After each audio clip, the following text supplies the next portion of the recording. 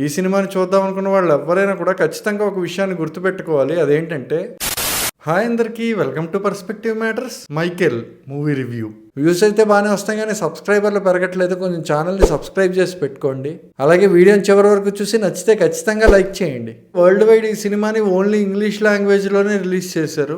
దానికి main reason ఏంటంటే, Michael Jackson songs అన్ని ఇంగ్లీష్లోనే ఉంటాయి. So Michael Jackson English songs లాగే ఉంచేసి మిగిలిన డైలాగ్స్ అన్నింటినీ రీజనల్ లాంగ్వేజెస్లో డబ్ చేసి రిలీజ్ చేస్తే అది చూసే వాళ్ళకు కూడా చాలా ఆక్వర్డ్గా ఉంటుంది. ఇంకా ఈ సినిమాలో పాజిటివ్స్ విషయానికి వస్తే, ఈ సినిమాకి బిగ్గెస్ట్ ప్లస్ పాయింట్ ఏంటంటే, సినిమాలో మైకేల్ జాక్సన్ క్యారెక్టర్ ప్లే చేసిన జాఫర్ జాక్సన్ అనే ఆర్టిస్ట్. ఇక్కడ మనం అబ్జర్వ్ చేయాల్సిన ఇంకో విషయం ఏంటంటే, మైకేల్ జాక్సన్ క్యారెక్టర్ ప్లే చేసిన జాఫర్ జాక్సన్ మైకేల్ జాక్సన్ మేనల్లుడు. సో ఫేషియల్ ఫీచర్స్ వరకు మైకేల్ జాక్సన్ లా ఉండడం అనేది ఒక ఎత్తు అయితే, ఎగ్జాక్ట్లీ మైకేల్ జాక్సనే వచ్చి తెర మీద యాక్ట్ చేస్తున్నాడు అనే రేంజ్ లో పెర్ఫామ్ చేశారు. సీరియస్లీ చెప్తున్నా, ఇప్పటికిప్పుడు కళ్ళు మూసుకుని నేను మైకేల్ జాక్సన్ ని తలుచుకుంటే నాకు యాక్చువల్ మైకేల్ జాక్సన్ ఫేస్ గుర్తు రావట్లేదు. నేను ఈరోజు స్క్రీన్ మీద మైకేల్ జాక్సన్ క్యారెక్టర్ చేసిన జాఫర్ జాక్సన్ ఫేసే గుర్తు వస్తుంది. ఆ రేంజ్ లో ఆయన మైకేల్ జాక్సన్ ఇమిటేట్ చేస్తూ పెర్ఫామ్ చేశారు. ఈ సినిమాకి నెక్స్ట్ ప్లస్ పాయింట్ ఏంటంటే music. Obviously king of pop Michael Jackson biopic అనేసరికి మ్యూజిక్ అనేది ఖచ్చితంగా బాగుండాలి. అఫ్ కోర్స్ సినిమాలో మైకేల్ జాక్సన్ షోస్ పెర్ఫామ్ చేసే సీన్స్ లో ఆయన సాంగ్స్ ని రీయూజ్ చేశారు. కానీ ఇక్కడ చెప్పుకోదగ్గ విషయం ఏంటంటే, స్క్రీన్ మీద నెంబర్ ఆఫ్ సీక్వెన్సెస్ అనేవి ఒకదాని తర్వాత ఒకటి వస్తూ ఉంటాయి. ప్రతి సీక్వెన్స్ కి ఎండ్ టు ఎండ్ ఒక స్పెసిఫిక్ మ్యూజిక్ అనేది ఇచ్చారు. ఆ బ్యాక్గ్రౌండ్ స్కోర్ కానీ లేదంటే సౌండ్ మిక్సింగ్ కానీ నా లాంగ్వేజ్ లో చెప్పాలంటే అదిరిపోయింది. నేను పర్సనల్గా మైకేల్ జాక్సన్ సాంగ్స్ అనేవి ఒకటో రెండో విన్నాను తప్ప పెద్దగా ఎప్పుడూ వినలేదు.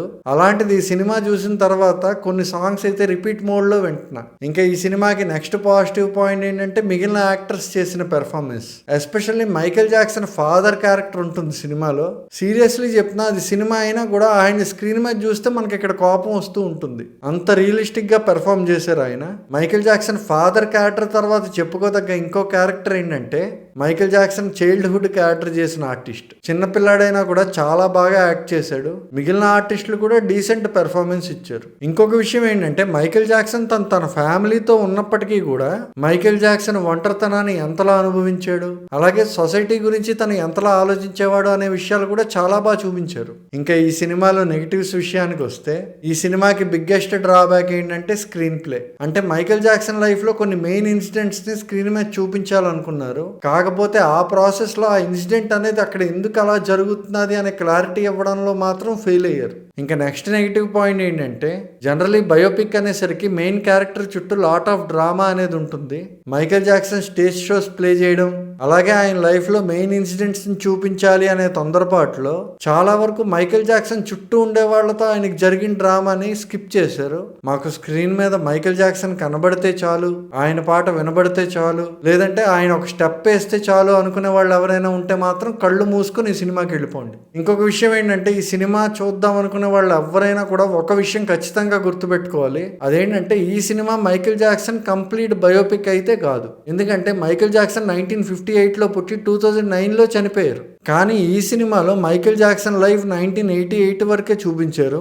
ఆ తర్వాత ఈ స్టోరీ కంటిన్యూస్ అని చెప్పి స్క్రీన్ మీద వేశారు. సో నెక్స్ట్ పార్ట్ ఏమైనా ఉంటుందా, సీక్వెల్ తీస్తారా అనే విషయం అయితే క్లారిటీగా చెప్పలేదు. నాకైతే పర్సనల్గా ఇది ఒక సినిమాలా అయితే నచ్చింది, కానీ ఒక బయోపిక్ లా చూస్తే మాత్రం ఇన్కంప్లీట్ అండ్ ఆఫ్ బేక్డ్ లా అనిపించింది. మరో సినిమా రివ్యూతో మళ్ళీ కలుద్దాం. Until then, by.